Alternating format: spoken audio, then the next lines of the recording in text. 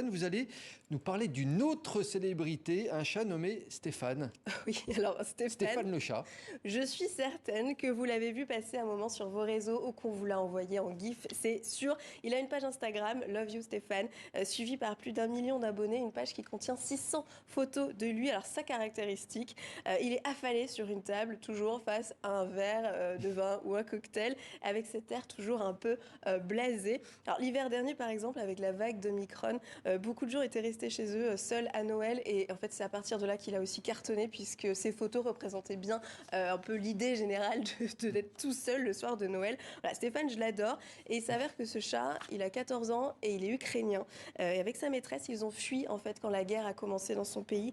On pouvait voir des photos de lui en voiture, sous une tente pendant leur périple et ils ont été recueillis à Monaco par une association de blogueurs où ils sont actuellement et ils ont commencé à récolter des fonds pour des animaux abandonnés en Ukraine actuellement. Et cette semaine, Stéphane a été nommé pour le prix très prestigieux des plus grands influenceurs du monde. C'est le World Influencer and Blogger Award. C'est un peu l'Oscar des Instagrammeurs et des influenceurs.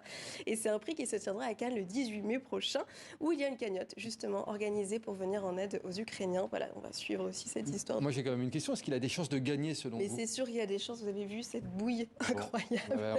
On regardera s'il gagne. Je pense qu'il a de grandes chances. Et moi je veux l'interview en avant-première et en exclusivité de votre part.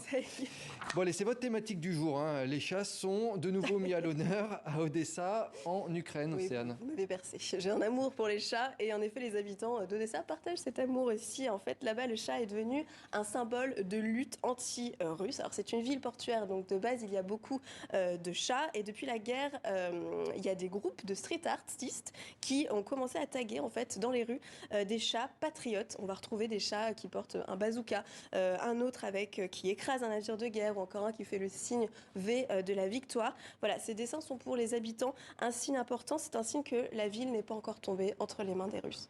Merci beaucoup Océane Gohanek. On vous retrouve demain pour une nouvelle chronique culture. Merci Océane.